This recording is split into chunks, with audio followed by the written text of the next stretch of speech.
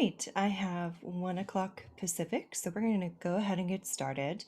This is a digital collection essentials webinar. Some of you may have attended part one on Tuesday. For those who didn't, it's not necessary.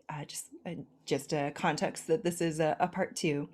And this particular one, we're going to focus on what is essential, what's hackable, and what does it cost specific to collections management and managing our collections online. So speaking of part one, if you missed it, you can catch the recording. It is up on my YouTube channel. And don't worry about trying to catch the link right now. It will be sent out in an email later on.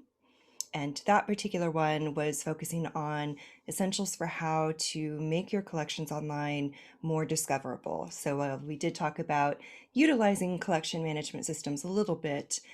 We were much more focused on delivery and how some institutions have gotten very creative in how they're delivering collections online. So I recommend you check it out if you missed it. Just a little bit about me in case you are new. I am Rachel Woody. I own a consulting company and I serve libraries, archives, and museums and cultural heritage organizations in their work. For the purposes of this webinar, my focus and specialty is in digital collections management. I have specialized in digitization technology, digital project management, and digital usership. And throughout my career thus far, I've launched multiple digital projects that include cutting edge technology, collaborative portals, and the migration of collections information into new collections management systems. A quick thank you note, this webinar series was sponsored by the Northwest Archivists Continuing Education Fund. And while it is free for NWA members, we were able to open this up to our colleagues across the country for a suggested donation to the Northwest Archivist Group.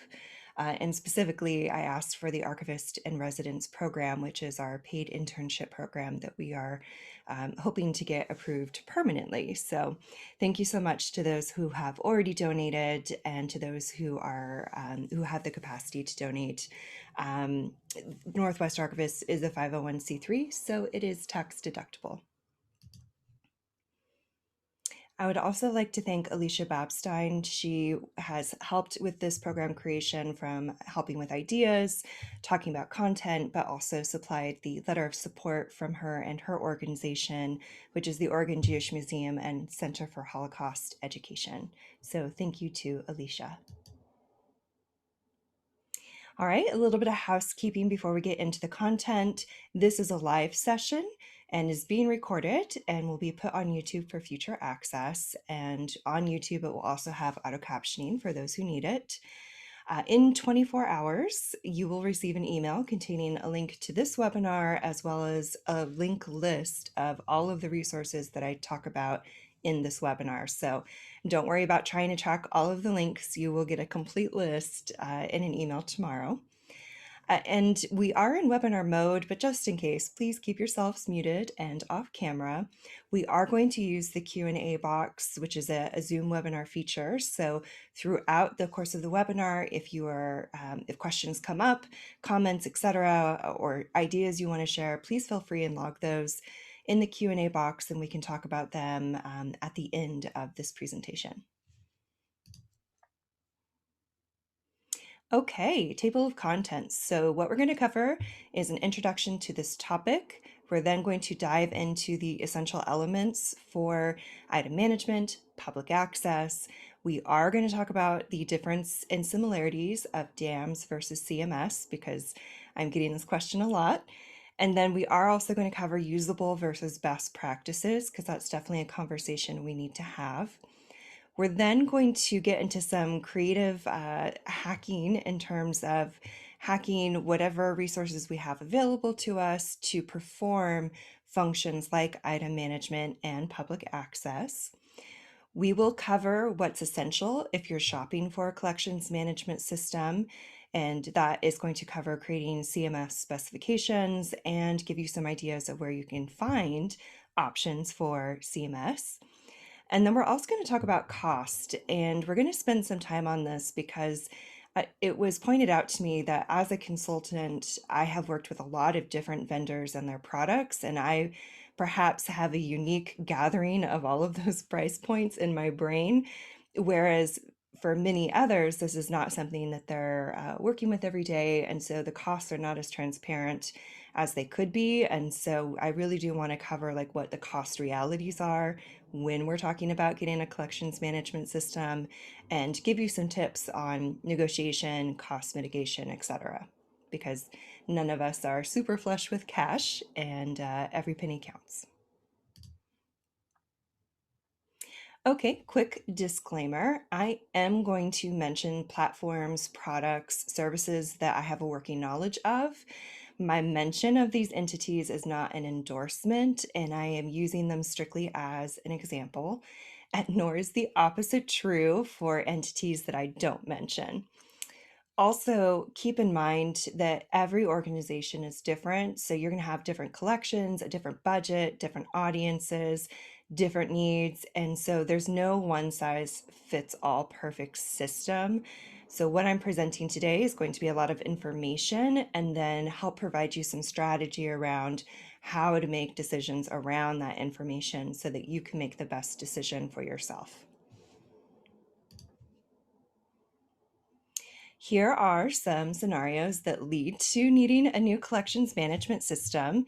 There's an increase or a decrease in the CMS budget. The staff interest or ability to use the CMS changes. Hopefully, it's an increase in using functionality, but that's not always the case. There's a shift in how the technology is being used. So, whether it's a staff change, collection change, project change, what have you, you may need different functionality that is not currently with your existing platform, or perhaps you don't have a platform. That's also a reality use case. There also can be a change in operating system requirements. So, whether it's due to technology requirements changing, delivery requirements changing, depending on what platform you have, it may or may not be able to accommodate those requirements. And then, of course, the CMS can die and or becomes outdated, it's not being updated, or it's acquired and merged with a different product. I have seen all of these happen way more frequently than I would like. And I know for many of you who have been around even in just the last 10 years, you've seen things like Archivist Toolkit be sunsetted. And so that is probably one of the top reasons why I see people leaving is because either the CMS has died and no longer supported, or it's just not been updated or evolved because maybe it's open source, etc. So um, those situations are sad, but happen quite frequently. Okay, our current reality, which is a similar slide that we reviewed on Tuesday, but just to set the stage, digital collections, having collections online is a user expectation at this point. Also, COVID-19 has forced many of us to work with our collections and present them remotely and online. That's the only way we're allowed to have access or provide access to them. Many digital collection solutions are under strain and need to be reevaluated for many of us. And I know in the situations that I've been in, those solutions have been in place for like 10 plus years. And for various reasons, it's just not a good fit anymore. Those without a digital collection solution now undeniably need one. So for many organizations where they may have been able to get away with not having one, this last year it's become painfully clear that in order to meet our mission and serve our audience, we do need to deliver collections online. And also the reality that digital collection tools are expensive typically. So we need to be thoughtful in what we're choosing and thoughtful in how we are using our budget for that. So, getting into the essentials, we're going to talk about two main areas. The first one being item management. So, when we think about what a collections management system does, first and foremost, we're using it for item/collection management. And so, for us to be able to manage those items efficiently, we need to assign a unique identifier. We need to be able to track metadata and specifically accession, bringing that object or collection in, and then descriptive metadata fields afterwards. We also probably need some sort of reporting mechanism. So whether that is exhibit reports, loans, conservation, anything where you need to track what has happened to an object, where it is, where it's going, etc. And then there might also be some requirement for digital asset management, which is digital asset management system, as DAMS is the acronym we'll be using today. And whether that is being provided by your CMS or not, you are looking at needing digital preservation for the files that you have, file versioning, and controlled access. Then the second part to this is the public access part, right? So we need, for most of us in our organizations, we need to be able to display our collections online, doing that with items, but also being able to gather them as collections or exhibits. We need our system and our collections to be discoverable. So search engine optimization is the SEO in those brackets. So we need a collections management system that can have when people do a Google search, for example, our objects come up when it's relevant. We need within the system for it to be searchable. So our audience can do like a faceted drill down search. They can search using tags, subject, keywords, etc.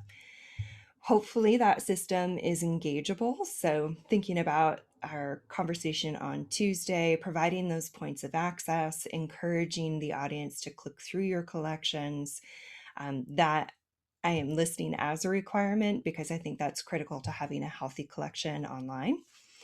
We also need to think about accessibility, and WCAG, which to check out the website is w3.org, another link you'll get in your email.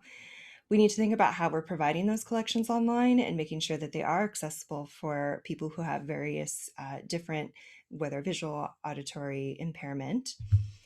Hopefully there's some sort of downloadable mechanism if that's something that will serve your organization's mission. And then ideally shareable. Again, I'm sort of pushing these engagement and shareable points as essential because for any healthy collection, there should be ways for users to engage, share, create lists, etc. So I am going to take a moment and talk about the difference between DAMS and CMS because this year, this last year alone, I received a lot of queries about this. So again, just to break down the acronyms for you, if this is a new language, DAMS is a digital asset management system. CMS is a collections management system, or for some people, content management system. And I'm going to break down what their original functions were and what they are now. And then we're going to go over where they overlap and whether or not you need one or both. So for DAMS, the original functionality was meant for it to store our digital files. So images we take of our objects, digital scans, those are files being stored somewhere. And depending on what our organization is and what we're doing, most of us are very interested in digital file preservation to make sure that the integrity of the digital files we're creating are stayed and preserved in their high quality original state. Now, for DAMs, many are offering public access or at least some sort of access delivery mechanism. And we're seeing fairly cheap to like free, low cost Silicon Valley options. And what I mean by that is thinking about Dropbox, Google Drive, Google Photos, whatever Apple calls its thing. We're starting to see essentially DAMs being offered to the general audience in a way that is different from how we were initially using it in our industry. And yet it is sort of filling that same purpose. Now, for the CMS, originally it was to manage collection information, and way originally it was only text based. I mean, if you go back to the physicality of the card catalogs, predominantly text based. Now it's fairly required from a usership perspective that we have images or videos or documents, etc., that there is some sort of media file that is being attached to that collection record. And we're seeing the shift of whereas before it was maybe internal only cataloging and collections management functions, it is now pretty much required for most of our organizations that we're providing that public access component, specifically online. So overlaps, right? For both of them, we're uploading digital files. We want the ability to manage, organize, delete, and internally control those digital files. We're attaching data to the file about the file, or perhaps it's already embedded, depending on how it was created. We're also assigning object metadata to those digital files. We're still interested in digital preservation mechanisms being in place for those digital files, and we want to be able to provide public access to those files. So hopefully you can see DAMS and CMS can do both of those for the most part. So what's the difference? Do you need both, or can you get away with buying just one? So yes, technically there are caveats, and of course it depends on your situation. So when you're looking at those solutions, whatever it is that you choose needs to perform the core functions for your collection at your organization. The functions and workflows need to support you in the way you need it. And then if necessary, if it doesn't make sense to choose both or you can't afford both, pick one that meets most of your functions and pair it with a complementary free to low cost product. So thinking back to things like Dropbox, Google Drive, etc. Um, and now we'll get into some other examples too in terms of free to low cost products to help pair with CMS. But keep this in your mind, because we're going to talk about this a little bit more about how we can basically hack what we need to do with the products available to us. So hopefully that helps address some of the DAMS versus CMS conversation.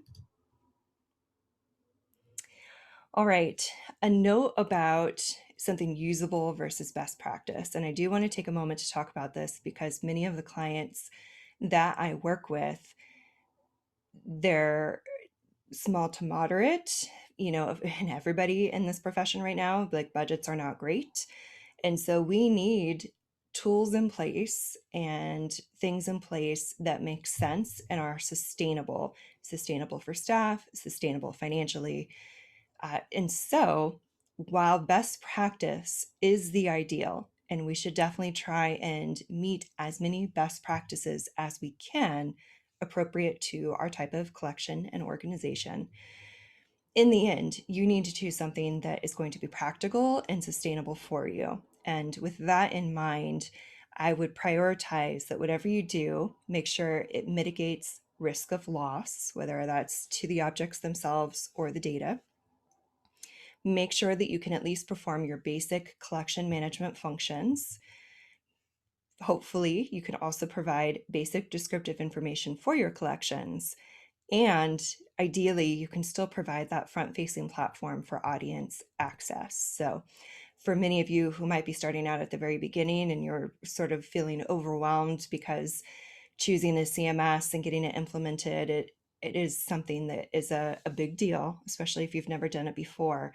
Keep these things in mind. And again, while we're striving for best practice, we also need to make sure that whatever we're doing is practical and realistic for our own situations. So what do you do when you can't afford a collections management system, which if this is you, it is not unusual, particularly if you're a small / emerging organization.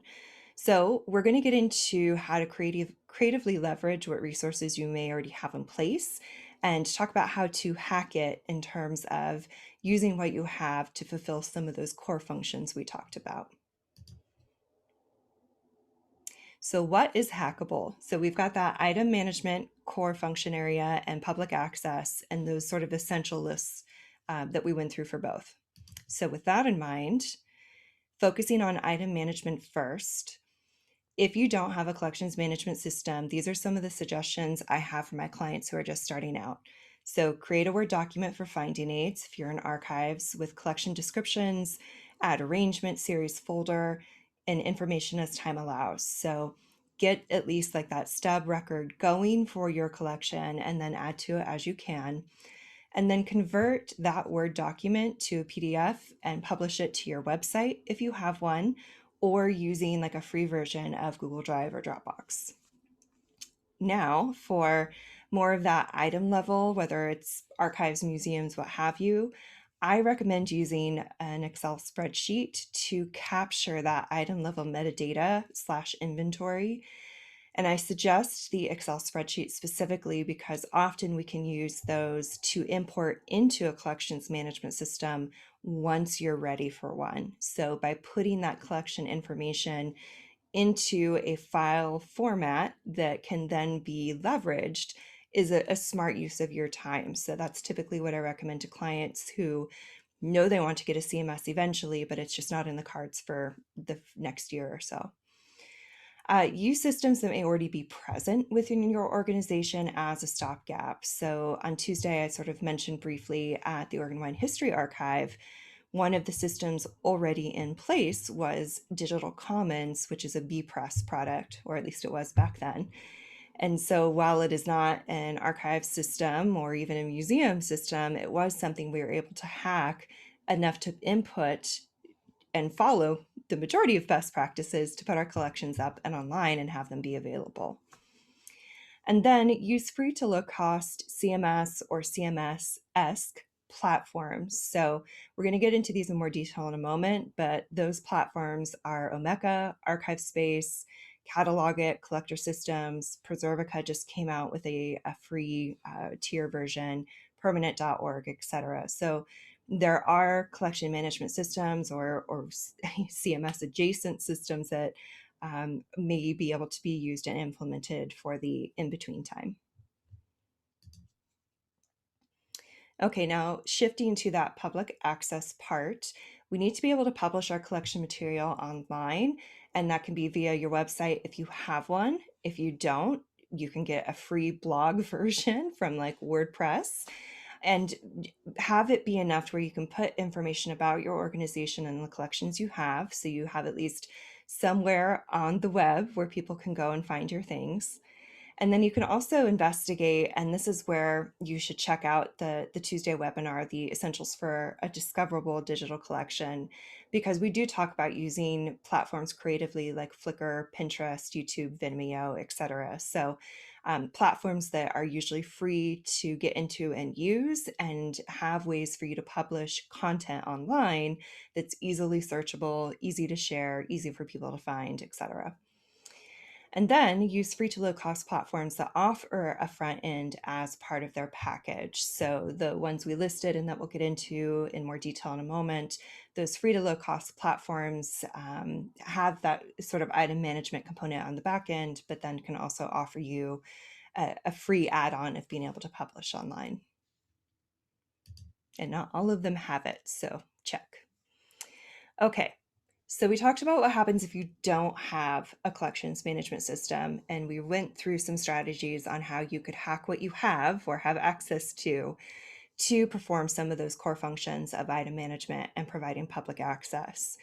Now we're going to get into if you are shopping for a collections management system, and even if you're not there yet with your organization, this is going to be great information to have in mind so that as you're going through and tracking your work, etc., and making choices to implement like the just for now solutions, you'll have in mind things that you should pay attention to for eventually if you are going to get a collections management system.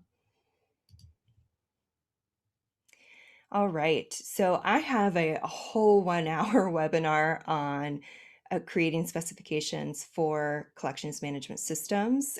You'll get a link in the email, so don't worry about it for right now.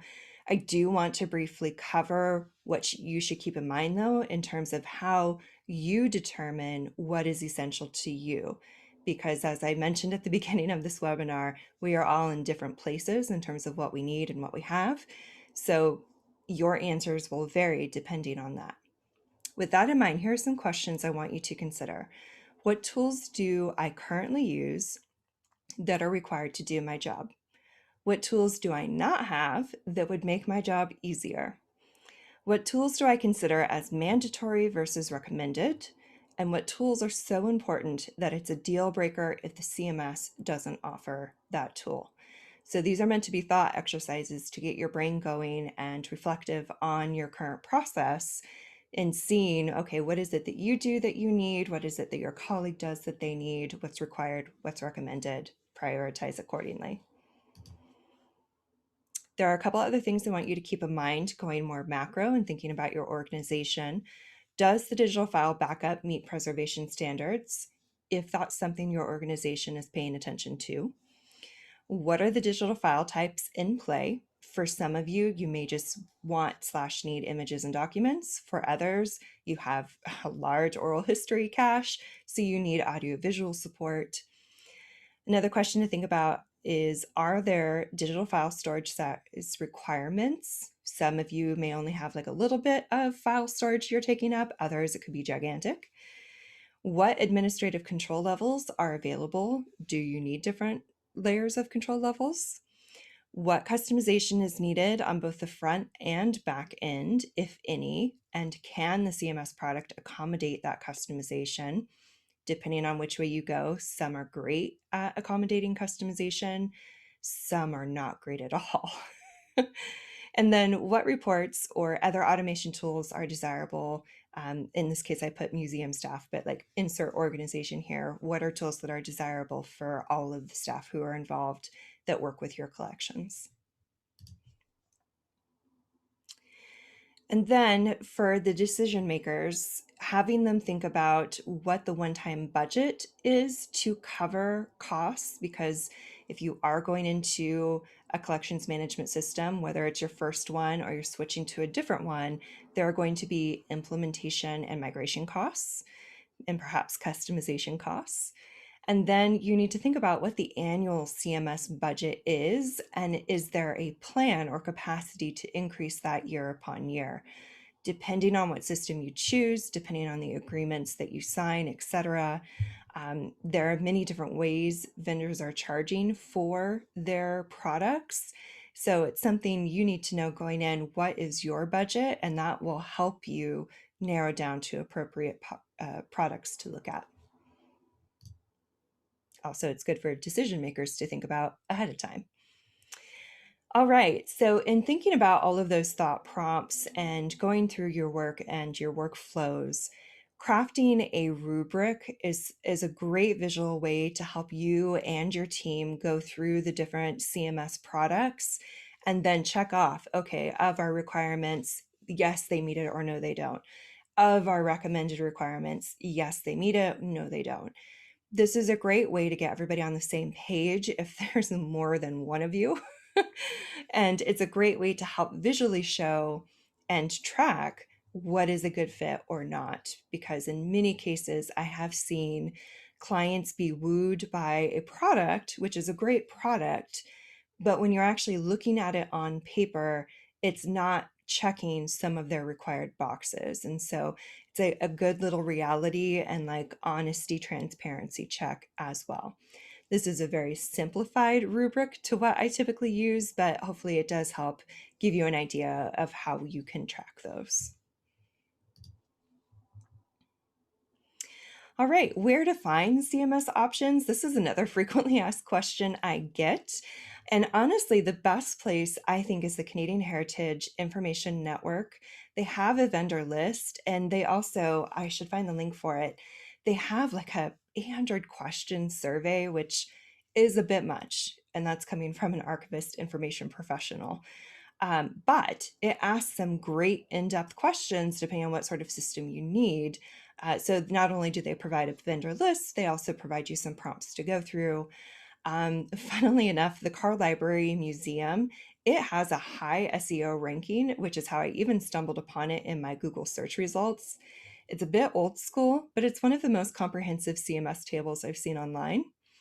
And then another one to check out is our people across the pond, the Collection Trust. They have a software list there, and you may already be familiar. UK follows, well, in all of Europe, follows the Spectrum protocols, which is very similar to our best practices here. And so I think they even have a listing of software that meets those Spectrum requirements. And then software comparison sites can also be very helpful. So the two big ones is Capterra and G2, and they do a lot of different like top 10 museum membership lists, software lists, etc. So you can find some very like drill down specific, here's all the software for this in a nice little list. And all of those links will be in your email. All right, getting into the cost, which I think will be interesting for a lot of you based on the questions that I typically get. And so cost can be based on a lot of different things when it comes to a collections management system. Some of them charge based on how many licenses you need. Sometimes that's concurrent licenses, sometimes not. And they can also charge per user, per item, or per gigabyte. So it could be like different account types, how many items you put in, how much storage size you're taking up. There's also going to be the setup and implementation costs. So getting the product going, especially if it's not an off-the-shelf solution, and you do have to do some decision making and customizing. Also, if you already have your data somewhere, whether it's a spreadsheet or a different CMS, you'll need to transfer and migrate the metadata as well as any of the digital files you had tied to that metadata. And then any other sort of customization on the back end or the front end that is going to be beyond the typical implementation decision making. All right, so a bit of a reality check. These are things I want you to keep in mind as we have this conversation. So, when you're thinking about it, I want you to choose a product for the long term to avoid the repeated one time costs.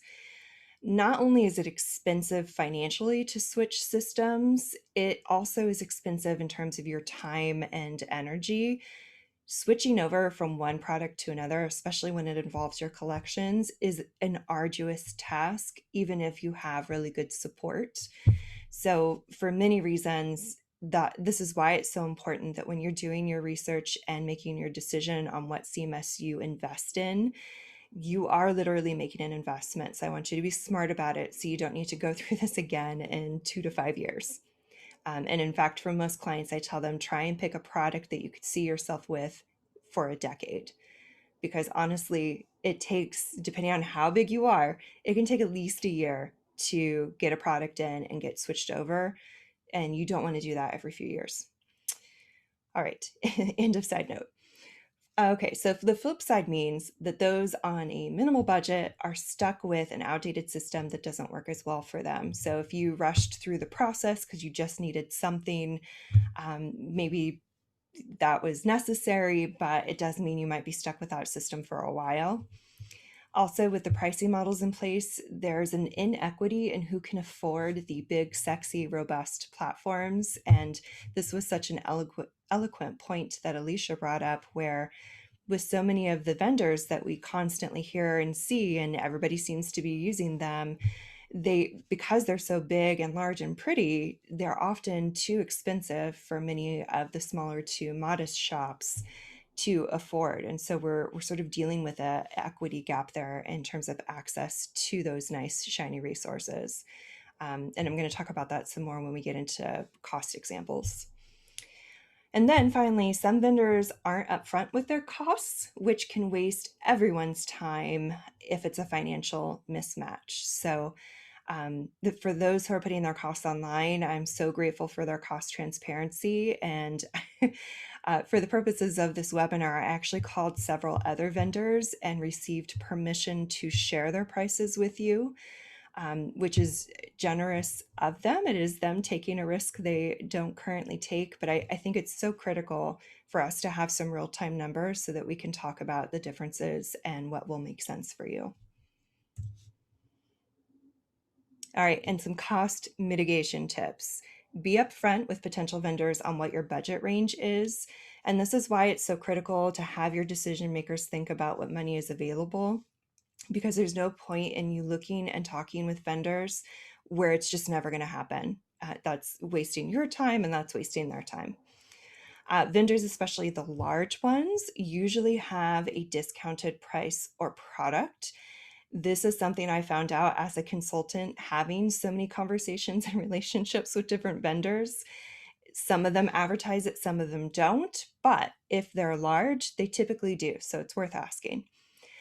And there's always room for negotiation or getting creative on the budget. So, especially for those larger vendors that offer different types of products and sizes, if you have a particular budget and it's somewhat close, but you're not quite there, see what you can do about that. See if there's a way that you can get it negotiated down to what's appropriate for you. I've seen some creative ways in how different vendors have handled this. For example, one of them, in order to get a more budget friendly price point for an organization that wanted and needed their product, the vendor asked the organization to agree to be a case study for one of their projects to present on. And so just by the organization saying, yes, you can use us as an example and we can do a case study write up with you, that was able to get the price down to something affordable to them. So it's worth asking. And I encourage you to do that, especially if you're close to being able to meet that budget. All right, getting into free to low cost examples, we've got the usual suspects: Omeka, Atom, which is access to memory up in Canada, Lyrasis, which has archive space and collection space. And these are free, and we'll get into the quote use in a second, and they are open source. And for those of you who might be new to what open source means, it means that the code is out there, people can add and improve upon it. Omeka is usually the most well-known one here in terms of Omeka provided the platform basic coding and it was available. And so other institutions have gone, used the code, created plugins to update, beef up, alter, etc. The Omeka platform. All right, just a note here. I have a blog post that gets into this more because I don't want to harp on it too much, but there is a cost associated with those free products. And I get into this a bit more on this particular blog post. So I encourage you to read that when you have a moment. You'll get a link to this tomorrow, but I'm putting that as a bookmark. Because with these free products, so many of the clients that I enter into a relationship with, if they've gone and already done some research and found Omeka or Lyrasis, etc., they honestly think that it is free, and it can be so crushing for them to learn that they have to pay if they don't already have the tech knowledge in-house, if they don't already have a server where they can put this, if they don't already have somebody who's savvy enough to know how to get this set up, it costs money. And so there are vendors out there who can perform this service. Library Host is one of them. And so while archive space is a free product, you still have to put it somewhere when you implement it. And then your files that you upload still have to go somewhere. And so Library Host does that. They'll do the implementation and then they'll also provide that storage space for your instance and for your things. But that costs money. So whether it's archive space or I've got Omeka, I think on this next screen, you will have still several $100s a year, and that's on the low end, for someone to build and maintenance your free collections management system. And that just kills me when people don't realize that. As a side note, before I get into permanent for a moment, if you do have tech in-house, if you do have servers that you can use, then that's great. You can probably do that for yourself for free because you already have access to those resources. Chances are, though, if you're looking at a free product because it's free, it's because you don't have those resources, which is why I want to make sure you realize there is a cost associated with that. Okay, back to permanent. Permanent.org is unusual. It's the only one that I know of that charges you once, one and done. And how they're able to do this is they're actually operating as a 501c3 and they have an endowment. Part of that endowment is from a benefactor.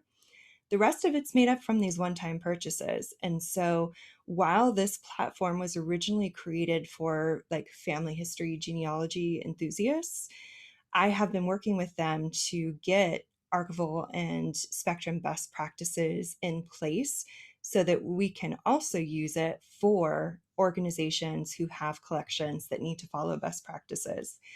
So it's worth, I think, looking into, especially if you truly do need a low cost commitment, because this one, you could get a grant, you could do that one time purchase, and then you have this system and don't have to pay for it again after that. So that's why I'm pointing this one out. And this is the only one so far that I'm seeing is doing just the one and done. If you know of one, please let me know. All right, continuing free to low cost, we're getting into subscription plans. And so subscription plans mean that you're going to pay annually. This particular one is from Catalog It, which is a fairly new product on the scene, but is moving quite fast and gaining momentum. So they have a free version, but as you'll notice, it limits you on entries and users. However, as you build up and you've got the monthly, and then I did the math for the annual because all of these are different.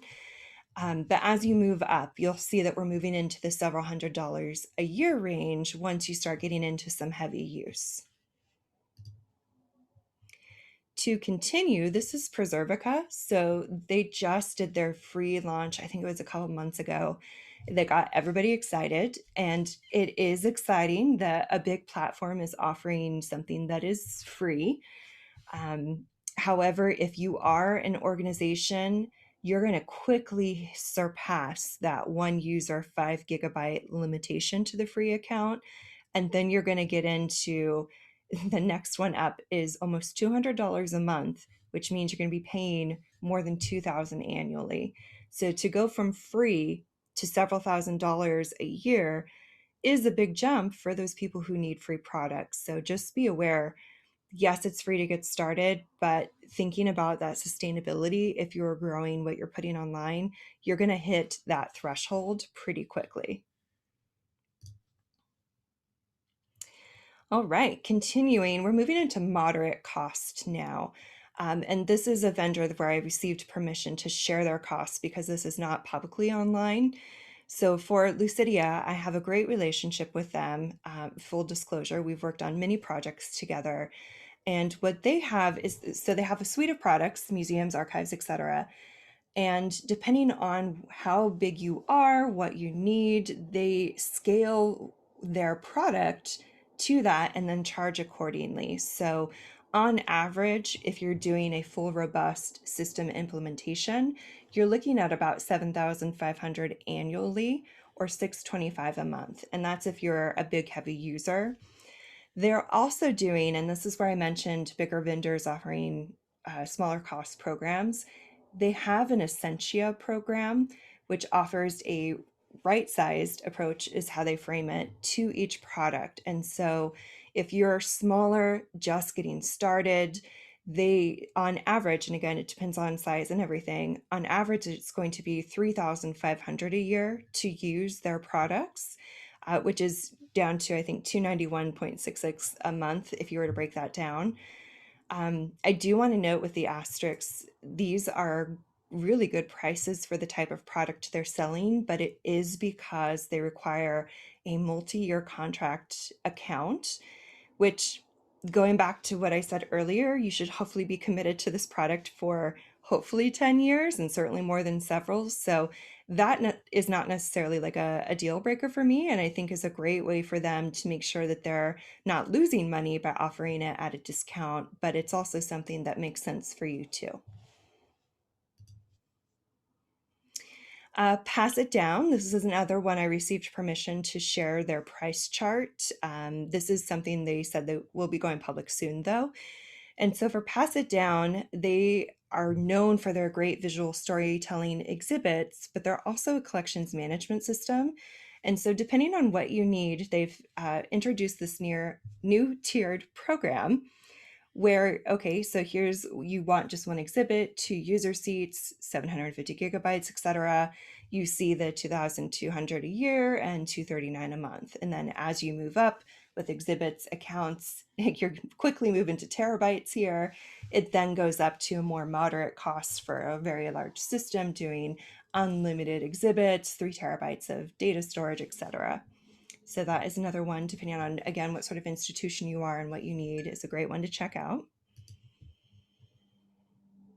All right. And then I just recently learned about collector systems.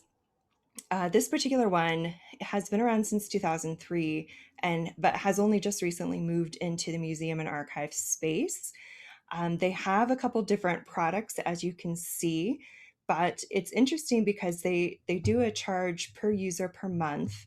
But I believe, and I've got continuation on the next slide here, depending on what you need, it's a little bit more broken down than I've seen other vendors do it. So you can have extra storage if you'd like or not. They offer a white glove conversion service if you need it or not, um, and that type of thing. Or if you need an archives and a museum service, that's 2 subscriptions, etc. So I did a couple examples. If you had 2 users, 1 subscription, 10 gigabytes, fairly cheap. You've got 170 a month, 2,000 a year. Example number 2, 5 users, 2 subscriptions, so archive and museum, 100 gigabytes. That's $495 a month, or almost, that should be a year, 6,000 a year. Sorry about that. And then moving into the moderate cost range, those are platforms where you're going to see 10,000 to 20,000. And these are products where the vendors are not transparent on their pricing. They say it's because it depends, and that's true, but by not offering a range at all, it's not going to be helpful to you. So I do want to provide that. And then for the super expensive ones, you're going to see 25,000 to 50,000 plus a year, and this is the annual charge.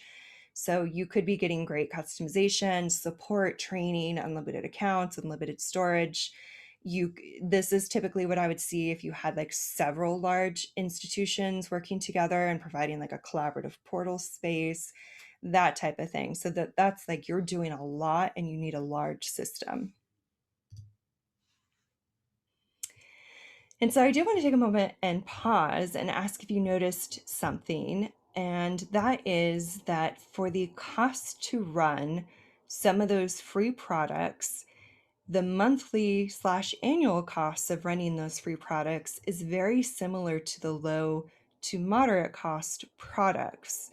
And I want you to keep that in mind because it can be so easy for us to be so fiscally minded and circumspect that we only look at the free products, whereas you could pay more for something that is not a good fit because it's free, instead of just getting a product that does what it's supposed to do, and it is at the same price you end up paying for the free one. And the reason why there is a cat on this slide is one of my colleagues, Margot Note. She says this great line, and it's essentially, it's like when someone gives you a free kitten. So the kitten was free, but you have to pay for the vet bills. You have to go buy cat toys and cat food and a litter box. So while the cat may be free, you have now been signed up for repeated annual costs. All right, implementation and migration is expensive if you have a lot of stuff already in one system. I did break it out down here. If you're somewhat new/small organization moving into a system, it could be 0 to 5,000 in terms of what your implementation and migration costs might be, and that's pretty reasonable. If you have a lot of records, several hundred to several thousand, a lot of items, you're going to move from 5,000 into like the 20,000s range. And of course, as you get larger, if you're multiple institutions with a lot of data, if the data is not uniform, it quickly adds up because you're usually paying several people on the vendor's team to do all of that work. Reasons why the cost can fluctuate, and I have cost factors over here, is you've got legacy data, and if you've got a lot of it, the more expensive it is. The digital file name and structures, I forget the product, but I had a client last year where their collection and items were in a system that used to be a really good system, and just it sort of atrophied. But the system, once you uploaded the file, it would rename it. It would not keep the original file name. So they had to write a custom code and everything it was a mess. So variation of metadata structures. If you've got multiple institutions, multiple collections that are using different fields for different reasons, and there's not an easy one crosswalk to translate that, that's going to cost more money. Multiple collection types, multiple organizations, and any sort of customization, especially on the front end, will cost money. Okay, that was a lot of information. Here's what we've learned. We've learned what's essential for item management and public access. We've talked about what's hackable when you don't have a collections management system. We've talked about how to identify the essential to me CMS specifications. And we just did an in-depth dive to all of the costs involved when it comes to CMS. And here's the link to that CMS 101. If you are shopping for a system, go check out this recording. I walk you through the entire procurement implementation process. You'll get a link to that tomorrow. A note about funding. I did mention grant funding, I think, earlier in the presentation. There are grants out there that can help you hire a consultant, someone or project manager, etc., to help bring you through the CMS procurement and research process and or the implementation and migration process. So with that in mind, I do want you to keep in mind the Institute of Museum and Library Services, National Park Service, National Endowment for the Humanities, and the Council on Library and Information Research. Those are national grants that can help support this type of work. Also, check out your Library Services and Technology Act, your LSTA grants. They're federal money distributed down at the state level, and they're usually super into these types of projects. In fact, I think I've worked on a couple of them that way. And then I do have a free ebook you can go get that's about grant writing, and that can help you. And there's some more resources that I have written with Lucidia, and I think actually one of them, it's a template where it helps walk you through the grant application process, and there are 4 project templates. One of them is on digitization, and one of them is on getting a collections management system. So go check that out and go steal it, because you might as well use it. Just of note, the other 2 was disaster response and collection assessment. All right. People do ask how they can tell if they need to work with a consultant. So this is just a quick note for that. If it's been more than 5 to 10 years since your staff have shopped for or implemented a CMS, you will probably need some help or could benefit from some help. If there isn't enough availability from staff to put in the work over a lengthy period of time, because again, depending on what you're doing and what you're working with, I've seen it take a year to 2 years with a lot going on, and as quick as 3 months, but that is a rushed process at that side. There isn't expertise or availability of experts on the team to lead the project. So if you don't have a large staff and no one's ever been through this before, having a technical expert and collections management expert on board can help. If there's any sort of complication factors, like you've got multiple partners, mixed collections, customization you need, etc. Also, if you want someone to lead you through that process beginning to end, who can help with that project management piece. And then if you need any sort of outside expert to provide a professional opinion to use as an advocacy tool for decision makers or granting agencies. So what I've seen some people do successfully is they'll go get a grant, hire me as a consultant to do an assessment. We put a plan together. They then go and write another grant using my report to get in to then go and get that collections management system and also hire me to help them put it in, that kind of thing. So there's ways that you can make it work depending on how much time/resources you have.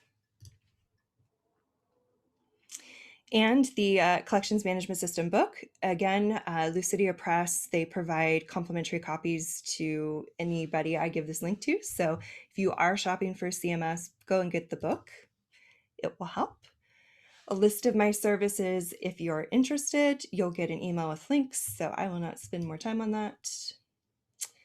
And if you have any questions, want to connect, LinkedIn, Twitter, please do so. I would love to connect with you there. And we are, I think, finally at questions. So if you use the Q&A box, you can enter your questions in there. We have about a half hour if we need it to go through the Q&A. If you can't use the Q&A box, or if you want to, think of your question later, please feel free to email me, consulting@rachelchristine.com. And I believe I have Kyle with me. Kyle, do we have any questions? No questions yet. Okay, well, we'll give it a couple minutes. I know it takes, I think the saying is like 90 seconds to 3 minutes for people to formulate questions, and then you actually have to type it out too. So we can definitely give it a couple minutes.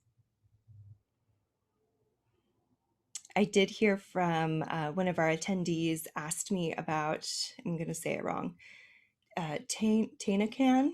It's a Portuguese product, but also offered here. And they discovered it because they use WordPress as their website, and apparently Tainacan is a plugin, and it's offering some collections management functions.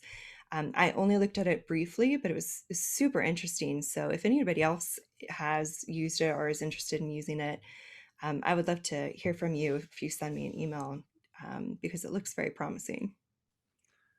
We had a question roll in. If we have a dams, do we need an additional preservation layer like Preservica along with it? It depends on the quality and style of the dams that you get. If you get like a pretty legit dam system, digital preservation tools and functions should with asterisks included in your dams. It's a good thing to check. And a resource I typically reference and we chatted about on Tuesday is the IMLS Power Grid, POWRR, and it goes through all of the different digital preservation things to like, keep in mind.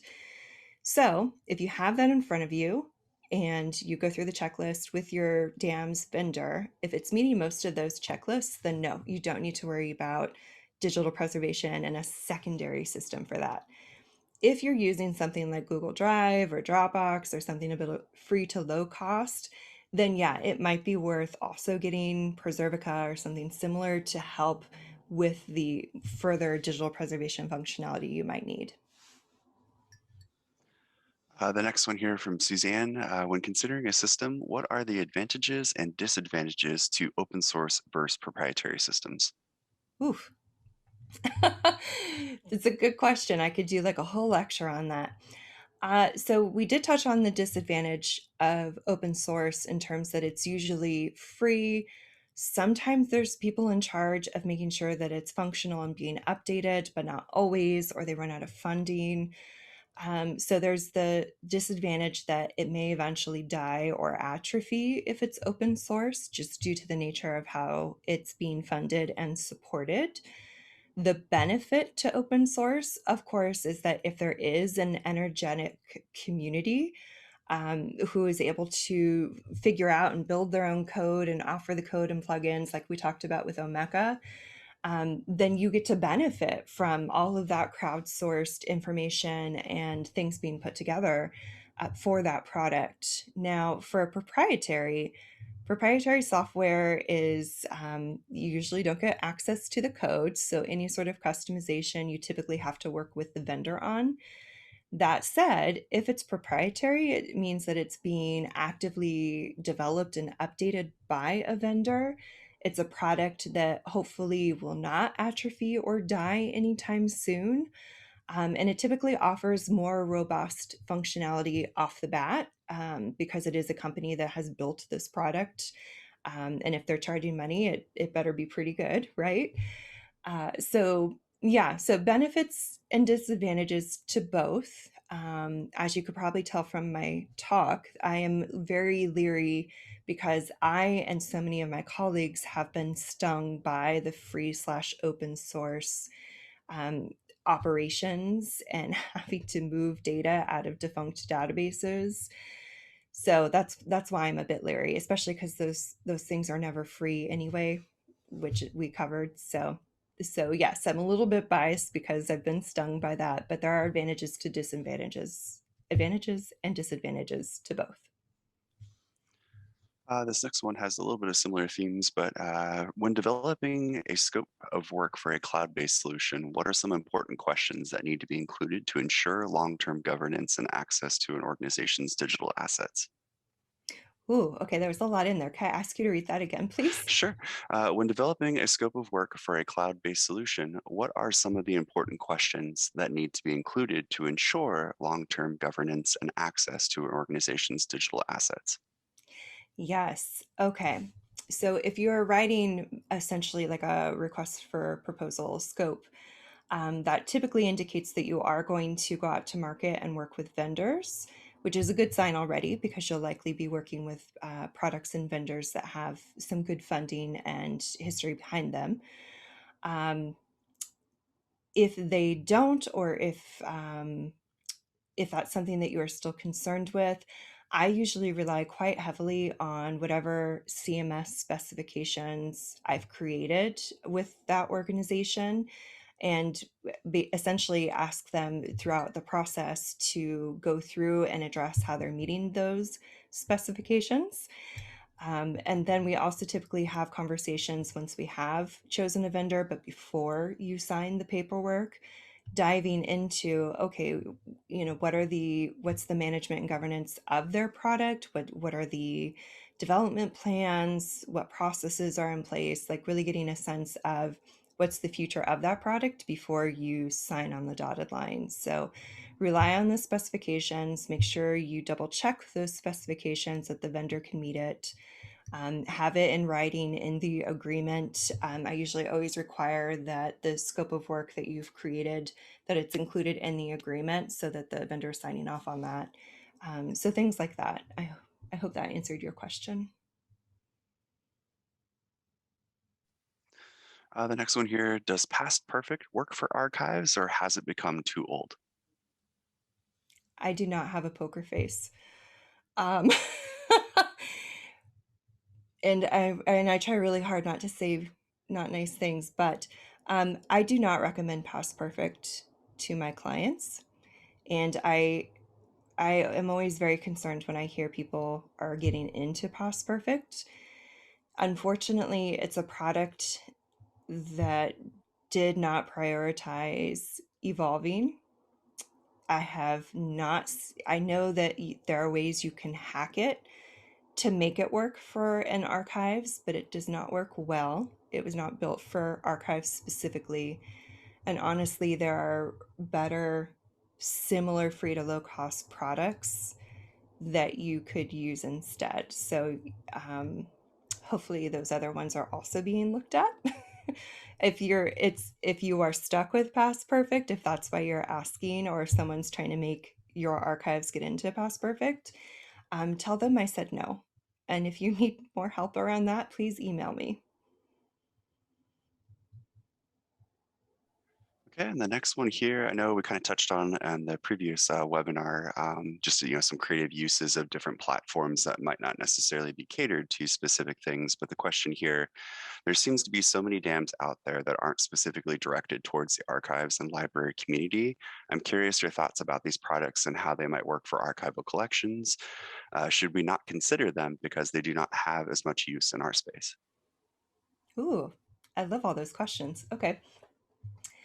To answer the first part, they are worth considering. And in fact, in full disclosure, at my previous last traditional job at some of my client sites and for my own personal collection, I have implemented Dropbox specifically.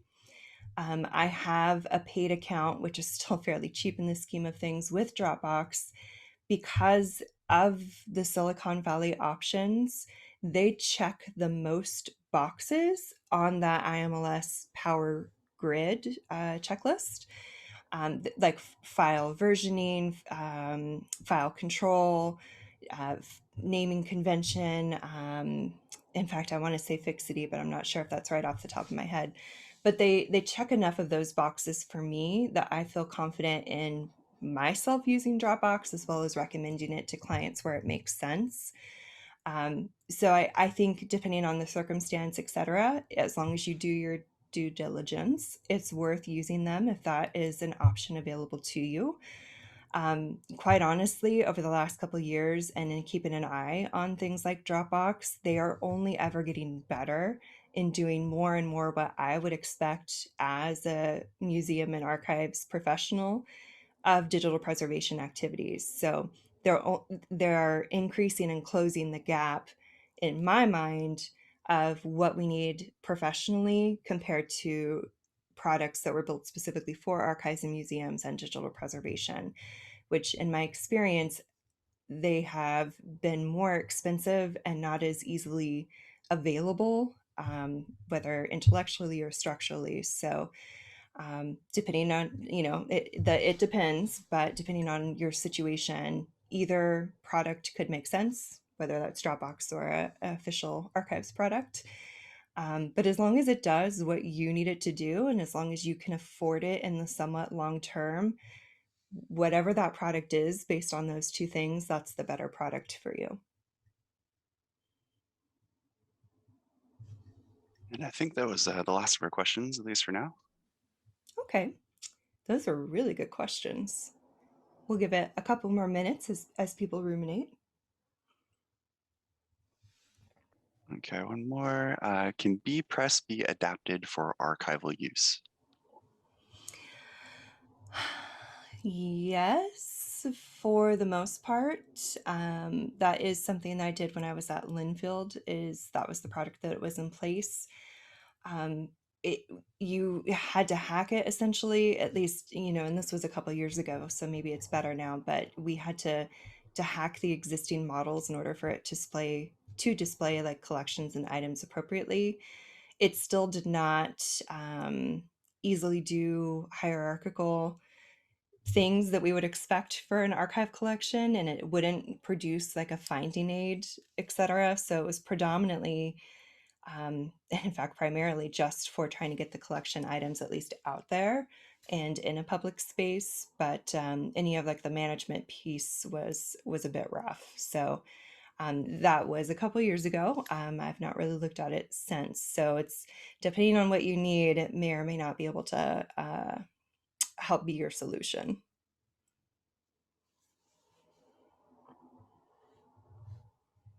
And I think in the chat, yes, are there any products you know of that work with MS SharePoint? My client loves SharePoint for the ease of user access, but I don't love it as a CMS.